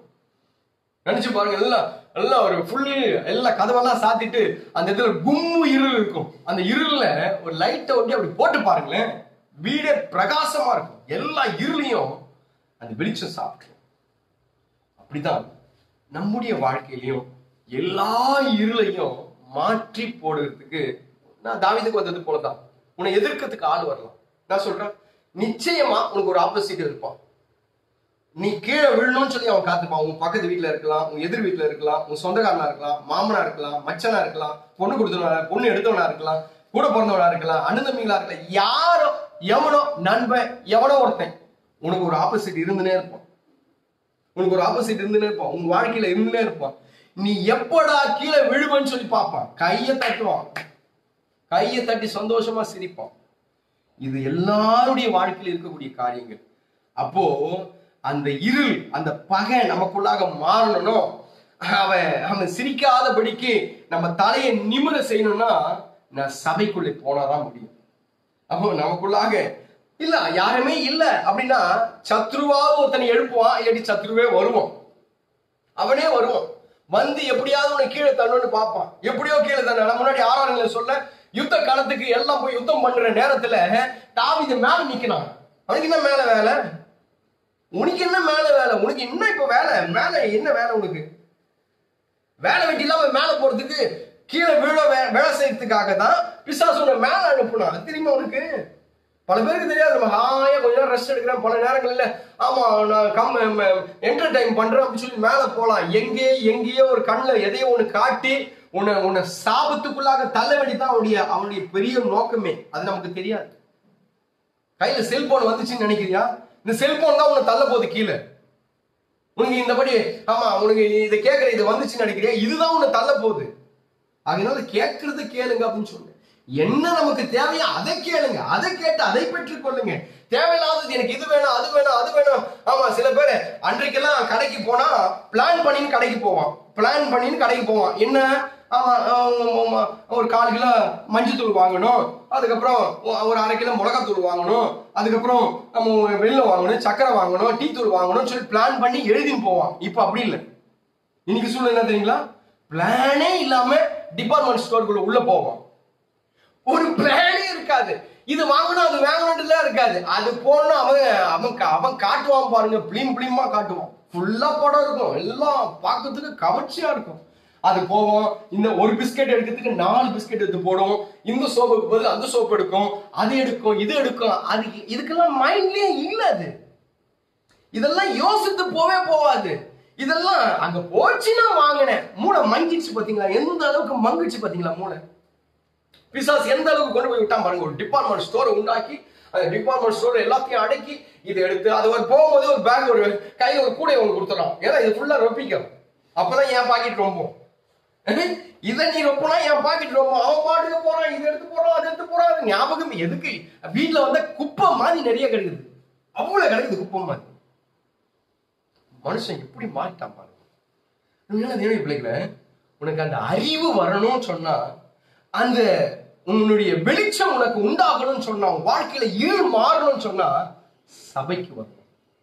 சபையில தான் அது மாறும், இல்லாட்டி மாறாது. ஆகினால்தான் வெளிப்படுத்தல் 1ஆம் அதிகாரத்தில் 20வது வசனம் சொல்லும்போது வாசிங்க. 20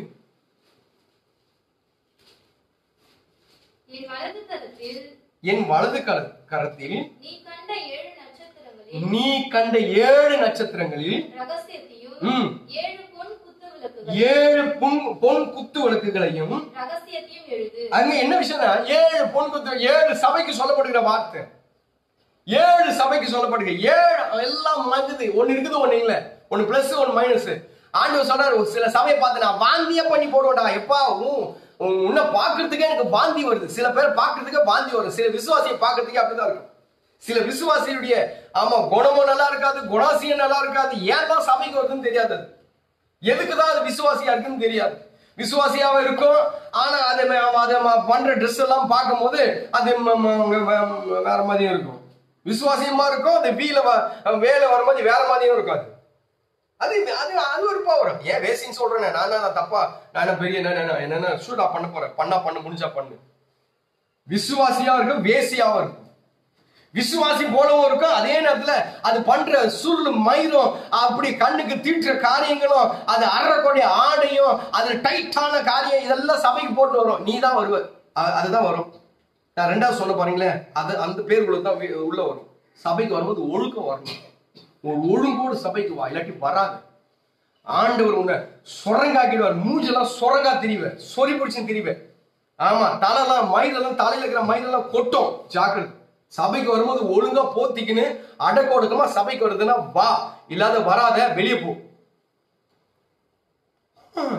சபைய பாருங்க, சபை என்பது சில சபையை ஆண்டவர் வாந்தி பண்ணி போடுகிற அளவுக்கு அந்த சபை இருக்கும். சபை என்பது நாம தான்.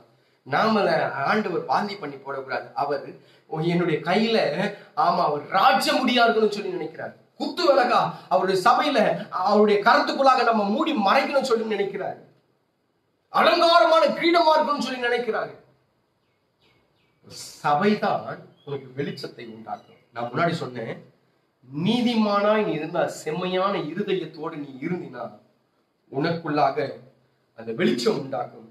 2வது, சபைக்குள்ளே வரும்போது உனக்கு வெளிச்சம் உண்டாகும். சபைக்குள்ளாக இருக்கும் போது உனக்கு வெளிச்சம் உண்டாகும். 3வதாக ஒரு காரியத்தை சொல்லி நான் முடிக்கிறேன். தொடர்ந்து நிறைய காரியங்கள் இருக்கு, நீங்க தியானம் பண்ணுங்க, கர்த்தர் நடத்துவாராங்க. சங்கீதம் 89வது சங்கீதம் 15வது வசனம். 89:15. கம்பீர சத்தத்தை அறியும் ஜனங்கள் பாக்கியமுள்ளவர்கள். கர்த்தாவே, அவர்கள் உம்முடைய முகத்தின் வெளிச்சத்தில் நடப்பார்கள். இப்போ அடுத்தது என்னன்னு கேட்டீங்கன்னா, கர்த்தருடைய அவர் முகத்தின் வெளிச்சம் அப்படின்னா, கர்த்தருக்கு முன்பதாக, வெளிச்சத்துக்கு முன்பதாக லைட் இந்த பக்கம் இருக்கணும். ஷூட் பண்ணும் போதெல்லாம் பாத்தீங்கன்னா, ஷூட்டிங் பண்ணும் போதெல்லாம் லைட்டை முன்னாடி வைப்பாங்க. அதே நேரத்துல போட்டோ எடுக்கும்போது பாத்தீங்கன்னா இந்த பக்கம் லைட் வச்சு எடுப்பாங்க. அப்ப சார் இங்க பாருங்க அப்படின்னு, சார் இங்க பாருங்க, ஸ்மைல் பண்ணுங்க அப்படின்னு. அப்படி பார்த்தோம்னா இங்க இருந்து டச் பண்ண ஒரு போட்டோ அடிக்கும், இங்க இருந்து ஒரு லைட் டக்குன்னு எரிஞ்சு ஆஃப் ஆகும். அதனாலதான் சூரிய ஒளிய, அங்கிருந்து சூரிய ஒளிய சினிமா படம் எல்லாம் எடுக்கும்போது பாத்தீங்கன்னா, நீங்க எப்படி பாத்தீங்கன்னா கேட்காதீங்க, உங்களுக்கு சொல்றதுக்காக நான் பார்த்தேன். இங்கிருந்து ஒயிட் கலர்ல ஒண்ணு இருக்கும், அங்கிருந்து சூரிய ஒளி பார்த்து நேரம் நம்ம மூஞ்சில் அடிக்கும், அந்த வெளிச்சம். அப்பதான் நமக்கு பிரகாசமா இருக்கும். அப்ப என்னன்னு கேட்டா, அவர் சொல்லும் போது இப்படியா சொல்லுது, அவருடைய முகத்தின் வெளிச்சம் அப்படின்னாது கர்த்தருக்கு முன்பதாக இருக்கிறவனுடைய முகம், அவருடைய வாழ்க்கை பிரகாசிக்கும். உன் வாழ்க்கை எப்போதும் தேவனுக்கு முன்பதாக இருக்கட்டும். அவன் தான் வெளிச்சத்தை பார்ப்பான், கர்த்தர்கிட்ட தான் வெளிச்சத்தை பார்ப்பான். நான் நேற்று தினத்துல சொன்னேன்ல, நேற்று தினத்துல ஒரு காரியத்தை சொன்னேன். என்ன? அவருக்கு மறைவான காரியம் ஒண்ணுமே இல்லை. அவரைனால மறைக்கவே முடியாது. கர்த்தரை ஒரு நாள் மறைக்க முடியாது. நீ அம்மா அப்பாவை மறைச்சிடலாம், பாஸ்டரை மறைச்சிடலாம், நீ மற்றவங்களை மறைச்சிடலாம், நீ நியாயாதிபதி மாதிரி நடக்கலாம், நீதிமான் மாதிரி நடக்கலாம். ஐயோ, உன்னை பார்க்கும்போது இயேசுடைய தாயை பார்க்கிற மாதிரி கிருபை பெற்றவளே வாழ்க, கர்த்தருக்குள் பாக்கியவதி நீரே அப்படின்னு சொல்லி எல்லாமே சொல்லலாம். உன்னை பார்க்கும்போது ஜனங்களுக்குள்ளாக பாக்கியவதியா இருக்கலாம். ஆனா நீ யாருன்னு சொல்லி கர்த்தருக்கு தெரியும். ஏசப்பாக்கு யாருன்னு சொல்லி தெரியும். நான் வேஷம் போடலாம், இங்க உட்கார்ந்து பயங்கரமா பேசலாம், கர்த்தருக்கு முன்பதாக நான் நிக்கிறேன்றது எனக்கு தெரியும். அப்போதான் என் வாழ்க்கையில வெளிச்சம் வரும். எல்லாருடைய வாழ்க்கையில வெளிச்சம் வந்துடாது. கர்த்தருக்கு முன்னாடி யாரு? ஆண்டவரே, நான் கர்த்தரை, அவன் சொல்றான், கர்த்தரை நான் எனக்கு முன்பதாக வைத்திருக்கிறேன், அசைக்கப்பட மாட்டேன். கர்த்தர் முன்னாடி இருக்கிறாரு, தேவன் முன்னாடி இருக்கான். தேவன் முன்னாடி என் முன்னாடி தெய்வம் இருக்கிறாரு அப்படின்னு நினைச்சிட்டா அவனால பாவம் செய்யவே முடியாது. அவனால மற்றவங்களுக்கு துரோகம் நினைக்கவே முடியாது. அவனால மற்றவங்களுக்கு கெடுதல் செய்யவே முடியாது. கர்த்தரை முன்னாடி வச்சு நிற்கிறேன் அப்படின்னு சொன்னா அவன் எல்லாரையும் ஏற்றுக்கொள்வான், எல்லாரையும் மன்னிப்பான், எல்லாரையும் அவன் அரவணைப்பான், எல்லாருடைய துக்கத்தையும் அவன் சுமப்பான், எல்லாருக்காகவும் பரிந்து பேசுவான், எல்லாருக்காக ஜெபம் பண்ணுவான். நீங்க உங்க முன்னாடி கர்த்தர் இருக்காரா? நான் முன்னாடி போன வாரத்துல கேட்டேன், போன வாரத்துல சொன்னேன், எவ்வளவு பெரிய வீடு கட்டினாலும் சரி, மாடி மேல மாடி கட்டினாலும் சரி, வீட்டு அலங்காரமான பொருட்கள் இருந்தாலும் சரி, எத்தனை பொருட்கள் உங்க வீட்டுல இருந்தாலும் சரி, நான் சொன்னேன் இதெல்லாம் ஒரு பக்கம் இருக்கட்டும், இதெல்லாம் அழிஞ்சு போயிடும். இந்த வாழ்க்கைக்கு எவ்வளவு நாள் இருக்கும்னு நினைக்கிறீங்க? வாங்கி 1 வருஷம் ஆயிடுச்சு, இன்னொரு 6 மாசம் ஓடுறது பெரிய விஷயம் தான். நீ அஜந்தா வாங்கினாலும் சரி, நீ வேற என்ன அது பிரீமியம் வாங்கினாலும் சரி, நீ என்ன வாங்கினாலும் சரி, இந்த மைக் சிஸ்டம் எவ்வளவு, செல்போன் 40,000 ரூபாய் கொடுத்து செல்போன் வாங்கணும், செல்போன் எவ்வளவு நாள் இருக்கும்னு நினைக்கிறீங்க? கை தவறி கீழே வந்துச்சுன்னா முடிஞ்சு போச்சு. கை தவறி கீழே வந்துச்சுன்னா முடிஞ்சு போச்சு. எல்லாமே நீ என்கிட்ட இருக்கிற பொருட்கள், என்கிட்ட இருக்கிற ஆடை, என்கிட்ட இருக்கிற எல்லாமே ஒரு நாள்ல அழிச்சிடும். எல்லாம் அழியக்கூடிய பொருட்கள் தான். எதுவுமே இன்னும் காலத்துக்கெல்லாம் வரும்ல, வந்தா 100 வருஷம் வரும். 100 வருஷம் ஒரு நல்லா சிமெண்ட்டையும் நல்லா மணலையும் போட்டு கட்டின வீட 30 வருஷத்துக்கு மேல வர மாட்டேங்குது. இப்போ கட்டுற வீடு எல்லாம் எம்சன்ல கட்டுறாங்க. அந்த எம்சன்ல 20 வருஷம் வருது, பெரிய விஷயம் தான். நீ எவ்வளவு பெரிய வீடு கட்டினாலும் சரி, என்ன மாதிரி குவாலிட்டியா கட்டினாலும் சரி, 10 வருஷம் 15 வருஷம் 20 வருஷத்துக்கு மேல தேரவே தேராது, இடிச்சுதான் போடணும். இவ்வளோ பெரிய வீடு கட்டி அந்த வீட்டுக்குள்ள தேவன் இருக்கிறாரா சொல்லி பாருங்க. ஃப்ரிட்ஜ் இருக்கலாம், வாஷிங் மிஷின் இருக்கலாம், உனக்குள்ளாக சொத்து சுகம் இருக்கலாம், எல்லாம் இருக்கலாம். இல்ல, அதெல்லாம் உனக்கு தேவை, நீ வச்சுக்கணும். அதே நேரத்துல உனக்கு ஆலோசனை சொல்லவும், உன்னை வழிநடத்தவும், உனக்கு போதித்து நடக்க வேண்டிய பாதையை காட்டவும், உனக்கு முன் சென்று கோணலை செவைப்படுத்தவும் இயேசு உன் வீட்டுல இருக்காரா? இல்லைன்னா இன்னைக்கு கூப்பிடுங்க, இல்லைன்னா உன் வீடு இருளதான் இருக்கும். நான் முன்னாடி சொன்னல, இயேசு வந்தா எல்லாத்தையும் மன்னிப்பேன் சொன்னல. இயேசு வந்தா எல்லாத்தையும், மாமியார் மருமகளை எல்லாத்தையும் ஏத்துக்குவே. நீ மாமியார உங்க அம்மா மாதிரி பாப்ப, மருமகளை உன் பொண்ணு மாதிரி பாப்ப. இந்த இருள் இருந்துச்சுன்னா தான் மாமி யார பாப்ப, நீ யாருன்னு கேப்ப, மருமகள் அடுத்ததுன்னு பாப்ப. கணவன் மனைவி எலியும் பூனியமா இருப்பீங்க. இருள் இருந்துச்சுன்னா தான் கணவன் மனைவியை எலியும் பூனியம் மாதிரி, நான் உன்னை ஆளுகை செய்யணும், நீ என்னை ஆளுகை செய்யணும் சொல்லி பாப்ப. எரிச்சல் உண்டாகும் ரெண்டுத்துக்கும். அப்படியே பார்க்கும் போது பூனைய எலிய பூனைய நாய் திறத்தும். நாய்க்கும் பூனைக்கும் என்றைக்குமே சமாதானமா இருக்காது, உனக்கு ஏற்ற துணையாவே இருக்காது.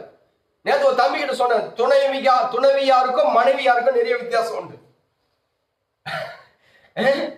மனைவிக்கும் துணைவிக்கும் நிறைய வித்தியாசம். என்ன பாஸ்டர் அப்படின்னு கேட்குறீங்க? டைம் ஆயிடுச்சு, முடிஞ்சு அடுத்த வாரம் சொல்றேன். டைம் ஆயிடுச்சு. துணைவிக்கும் மனைவிக்கும் அடுத்த வாரம் என்ன விஷயம் சொல்றேன். இது சொன்னா இப்போ பெரிய கதையாக. நான் சொல்ல வருகிற காரியங்கள், மனைவி ஏற்ற துணைவியா இருக்கணும். ஆண்டவர் ஏற்ற துணை என்னத்தை உண்டாக்குனாரு? ஏற்ற துணையை உண்டாக்குனாரு. இந்த துணையா இல்லாம அது பாட்டுக்கு வேற என்னவா இருந்துச்சுன்னா என்ன பிரயோஜனம்? வேற என்னவா இருந்துச்சுன்னா போதும். பாருங்க, அதனாலதான் போன வாரத்திலயும் அது முந்தின வாரத்திலயும் என்கிட்ட என்னை பார்க்க வந்த ஒருத்தருக்கு நான் சொன்னேன், ஒரு தங்கச்சி கிட்ட பேசினேன். என்ன பேசணும்னு கேட்டா இப்படி சொன்னேன், அம்மா நீ என்னலாம் இருக்கலாம், உலகத்துல என்ன காரியம் வேணாலும் நம்மளுடைய வாழ்க்கையில இருக்கலாம், ஒரு காரியத்தை ஆண்டவர் பார்க்கிறார். அந்த காரியத்தை நம்ம செய்யலன்னா, இல்ல அந்த பொண்ணு நல்ல பொண்ணுதான், நான் தப்பாலாம் அந்த பொண்ணுக்காக சொல்ல, நான் பேசணும் ஃப்ளோர்ல அது பேசி அந்த வார்த்தையை சொன்னாரு. எதுக்கு சொன்னதுன்னு தெரியாது, ஒருவேளை அதுக்கு தேவையா என்னன்னு தெரியாது, இல்ல ஆண்டவர் ஏன் ஞாபகப்படுத்தினான்னு தெரியாது. அவங்க நாங்க பேசினே இருக்கும் போது இப்படி காத்து சொன்னேன். எல்லா காரியமும் உண்டு, எல்லா காரியமும் தேவைதான்.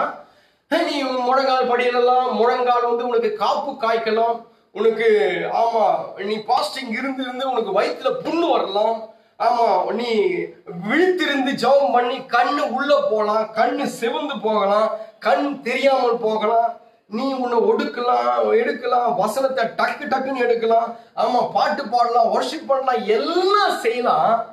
பரலோகத்துக்கு போறதுக்கு ஒரே ஒரு எலிஜிபிள் தேவை. அந்த எலிஜிபிள் இல்லைன்னா உன்னால பரலோகத்துக்கு போக முடியாது. நீ எல்லாம் இருக்கலாம். இது ஆண்களுக்கு உண்டு, பெண்களுக்கு உண்டு, நேரம் இல்லை டக்குன்னு சொல்லி முடியும். அப்ப உனக்கு எல்லாம் இருக்கலாம். நீ சபைக்கு போலாம், தசம் கொடுக்குறேன், கரெக்டா பார்த்து எண்ணி கொடுக்குறேன் அப்படின்னு சொல்லி, ஆமா அந்த 50 பைசா காரியத்தை கூட, ஆமா என்கிட்ட ஒரு தம்பி இருந்தாப்புல, ஆமா ஜெபஸ்டின், அவங்ககிட்டதான் சில அந்த காரியத்தை நான் பார்த்தேன். வேற என்னன்னா முதல் மாசம் தம்பத்துல அந்த 5 ரூபா வந்துச்சு, அந்த 5 ரூபாய்க்கு அவன் போட்டு எடுத்து வந்து என் கையில் கொடுத்தான். 5 ரூபாய், அந்த 5 ரூபாயில கூட உத்தமன். நான் சொல்றேன், நீ 5 ரூபாயில கூட உத்தமமா இருக்கலாம். நீ செய்ய கர்த்தருக்காக ஆமா ஜெபம் பண்ணலாம், அந்த 2.5 மணி நேரம் தேவனுக்கு கொடுக்கலாம், எல்லாமே பண்ணலாம், எல்லாம் இருக்கலாம். ஆனா ஒரு காரியம் இருக்கணும். என்ன பாஸ்டர் சொல்லித்தான் தொலைங்களேன் அப்படின்னு சொல்லி கேக்குறீங்களா? எபேசியர் புஸ்தகத்துல 5ஆம் அதிகாரத்துல 22வது வசனம் வாசிங்க, நான் முடிக்கிறேன். மனைவிகளே கர்த்தருக்கு கீழ்ப்படுகிறது போல உங்கள் சொந்த புருஷருக்கு கீழ்ப்படியுங்கள். ஒண்ணு இல்ல நானா கீழ்ப்படிக்கிறேன் அப்படின்னு சொல்லலாம், எல்லாம் சொல்லலாம். நான் கீழ்ப்படிக்கிறேன் பாஸ்டர், எல்லாம் தான் பண்றேன், கரெக்டா தான் இருக்கிறேன் அப்படின்னு சொல்லலாம். நான் ஒரு கேள்விக்குரிய அந்த இடத்துல வைக்கிறேன், கர்த்தருக்கு கீழ்ப்படிகிறது போல பண்றியா? கர்த்தருக்கு எப்படி கீழ்ப்படிவியோ அதன்படி பண்றியா?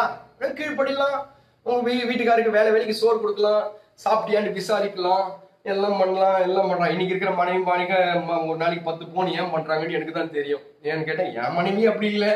நான் சொல்றேன், உலக பிரகாரமா இருக்கிறதுனால, உலகத்தின் காரியங்கள் இருக்கிறதுனால தெரியும் இவன் எங்க இருக்கிறான்.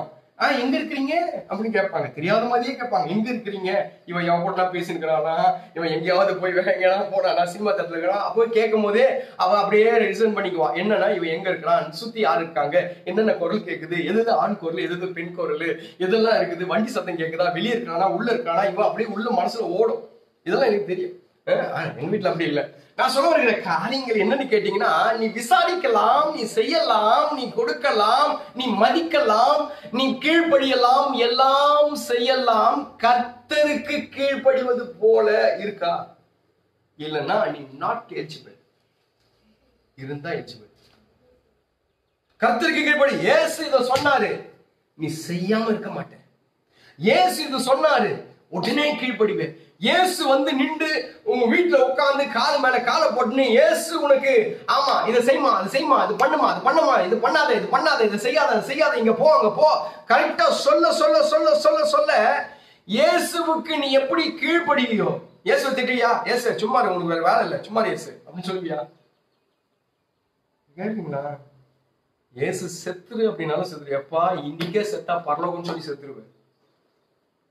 தெய்வத்துக்கு கீழ்ப்படிவது போல யாரெல்லாம் கீழ்ப்படுகிறாங்களோ எல்லாம் பரலோகம். கீழ்ப்படியாதவங்களா நீ கீழ்ப்படி.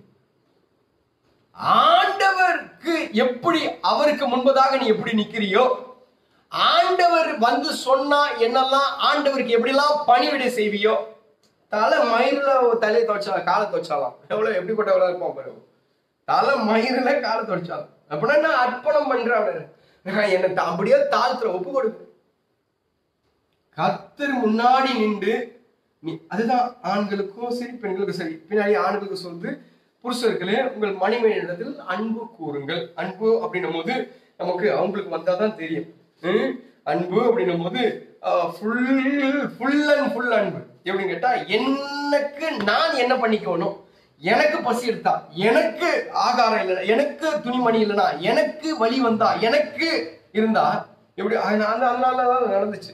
ஒரு சமயம் மனைவி பிள்ளை பெற்றுக்கும் போது இவன் சொல்லுவாங்க, பெருங்காயம் சாப்பிட்டானா இவன், இல்லாட்டி இவன் போய் சூடு வச்சுக்குவான், இவன் போய் அந்த அடிப்பட்டு அதை மிளகாத்தூள் போட்டு தேய்ச்சிக்குவான், அந்த வலி தாங்கும். அவன் வழி போடுறான், நானும் வழி போடணும் அப்படின்னு சொல்லி இதெல்லாம் அந்த நாள்ல இருந்துச்சு. இப்ப நான் சொல்லுகிற காரியங்கள் என்ன கேட்டீங்கன்னா, கர்த்தருக்கு கீழ்ப்படிவது போல. அப்ப எப்படி கர்த்தருக்கு கீழ்ப்படியும் முடியும் அப்படின்னு சொன்னா, கர்த்தரை எனக்கு முன்னாடி வைக்கணும். என்னை பார்க்கிறா, என்னோடு இருக்கிறாரு. நம்ம சொல்றோம், உன்னை விட்டு விலகுவதும் இல்லை, உன்னை கைவிடுவதும் இல்லை. இந்த நேரத்துலலாம் நீ திமிர் பிடிச்சி அணைஞ்ச நேரத்துல எல்லாம், நீ மத்த மேல எரிச்சலா இருந்த நேரத்துல எல்லாம், உனக்கு பொறாமையா இருந்த நேரத்துல எல்லாம், நீ பாவம் வந்த நேரத்துல எல்லாம், உனக்கு இச்சை வந்த நேரத்துல எல்லாம் கர்த்தர் முன்னாடி தான் நிக்கிறாரு. கர்த்தர் முன்னாடி தான் நிக்கிறாரு. நீ திருட நேரத்துல, பொய் சொல்ற நேரத்துல, நீ மத்த காலத்து எல்லா நேரத்திலையும் கர்த்தர் முன்னாடி தான் நிக்கிறாரு.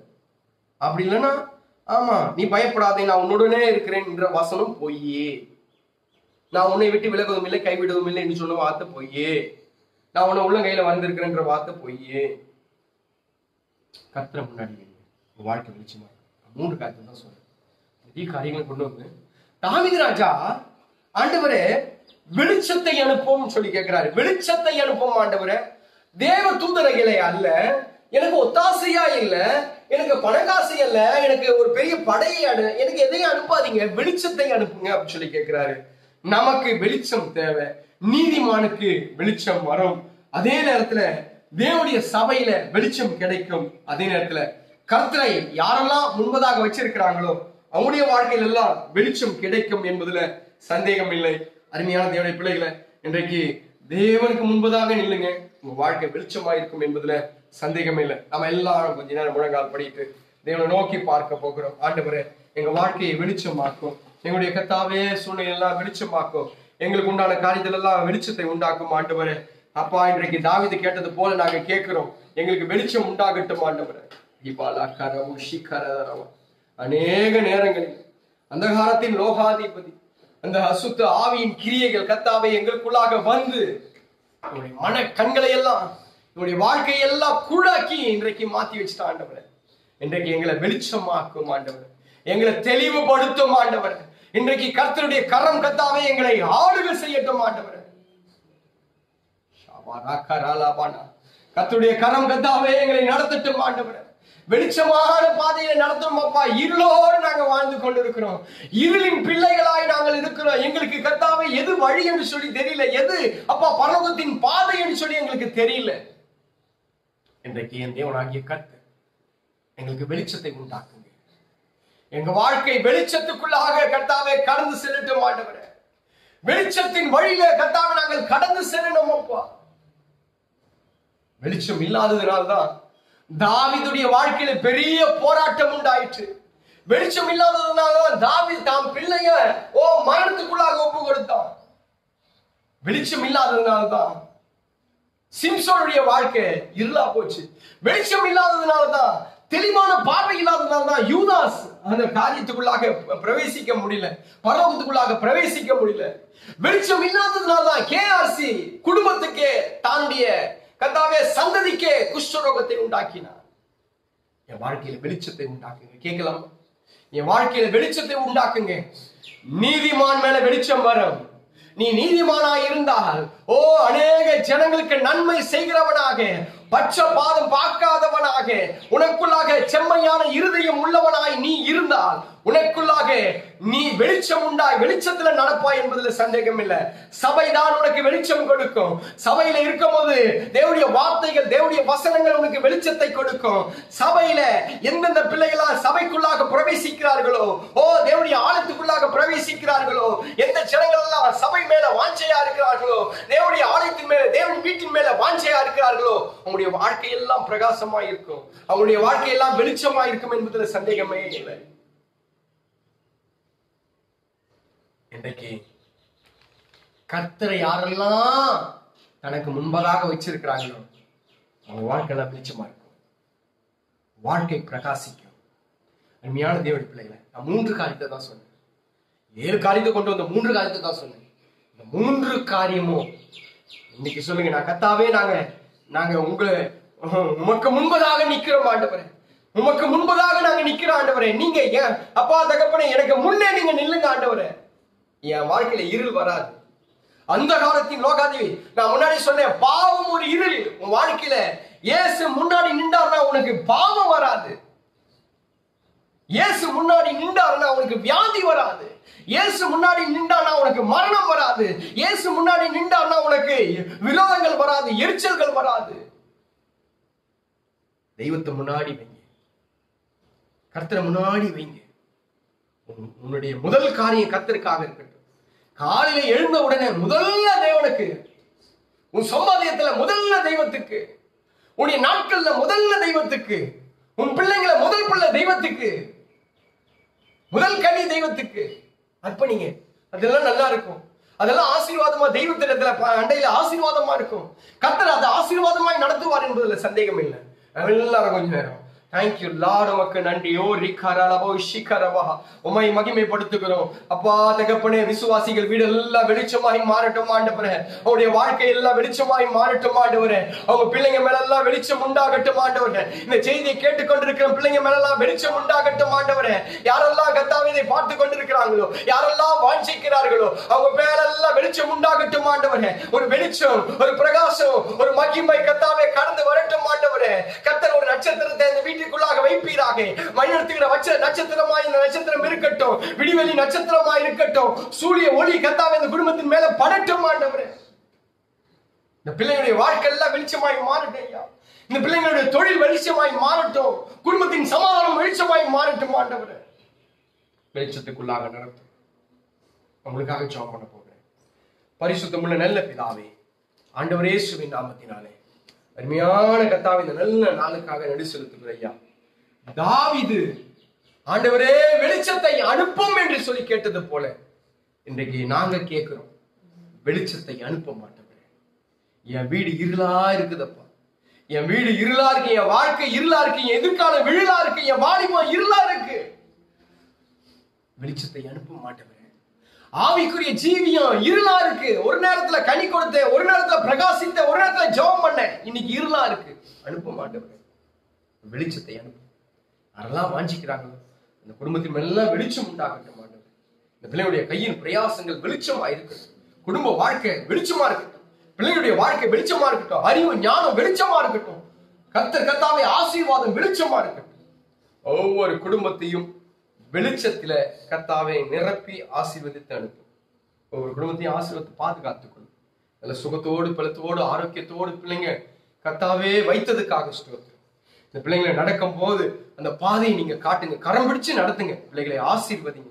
கர்த்தாவே எந்த குடும்பத்தில துக்க காரியங்கள் நடந்துடக்கூடாது. ஒவ்வொரு குடும்பத்தையும் என் தேவனாகிய கர்த்தர் காயப்பட்ட கரத்துல மூடி மறைங்க தகப்பனே. பிள்ளைகளுடைய தேவைகள் எல்லாம் சந்திக்கப்படும்.